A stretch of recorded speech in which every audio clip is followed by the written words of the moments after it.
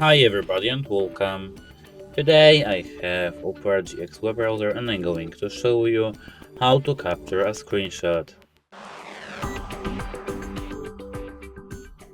As I can see at the top, we can see snapshot. We have to click on it and now we can drop what you want to screenshot. And as you can see, here we have copy and close or capture.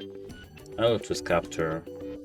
Here as you can see, I can click save image and I can save my image to the desktop.